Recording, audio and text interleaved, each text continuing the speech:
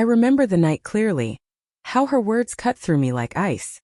We were sitting in the living room, the muted hum of the TV filling the background, and I asked carefully, gently, if we could be close like we used to be.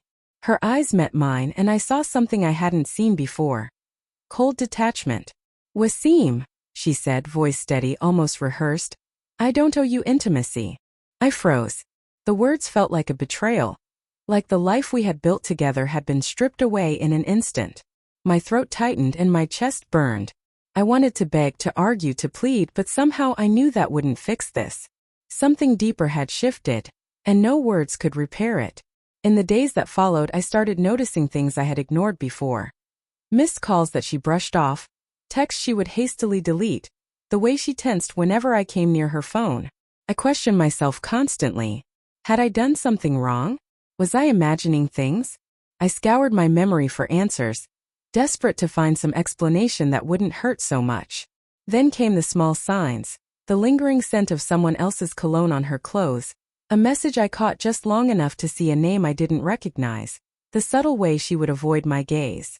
My mind started racing, torn between disbelief and mounting dread.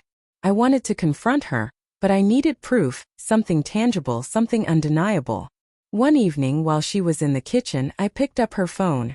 Not out of malice but out of desperation. That's when I saw it. Messages late at night, intimate, flirty, proof of someone else filling the void she claimed I didn't deserve to enter. My stomach twisted. I felt sick and hollow all at once. The betrayal wasn't loud or violent. It was quiet, insidious, wrapped in every lie and excuse she had ever given me. I remembered the little moments differently now. The time she said she was tired, the nights she turned away from me in bed.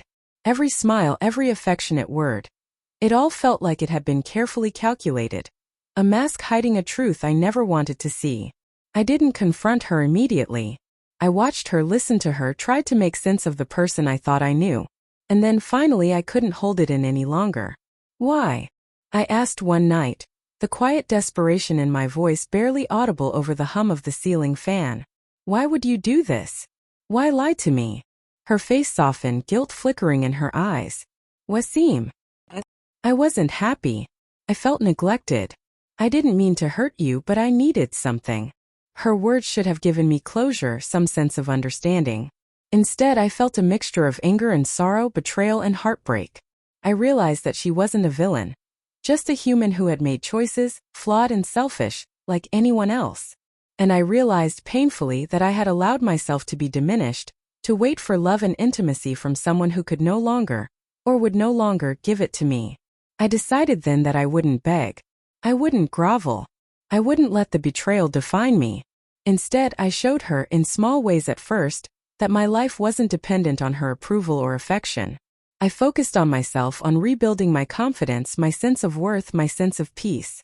I took long walks, reconnected with friends, returned to passions I had neglected. The day I finally left the house that had become a cage, I didn't slam the door. I didn't shout or cry.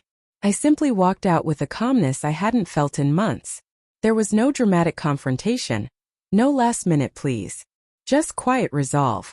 I left behind the heartbreak, the lies, and the shattered intimacy, carrying only the lessons I had learned. That self-respect is non-negotiable, that love is not owed, and that betrayal, no matter how deep, can't take away your dignity. Even now, months later, memories of that time linger. The hollow feeling of her words, the ache of rejection, the quiet betrayal, but they no longer control me. I have learned to trust myself again, to find strength in solitude, and to reclaim my life on my own terms. The lesson is simple but profound. You can't force someone to love you, to be faithful, or to be honest. You can only show them, and yourself, what you're worth. And sometimes the greatest act of love you can give is to walk away, silently but firmly, and never look back.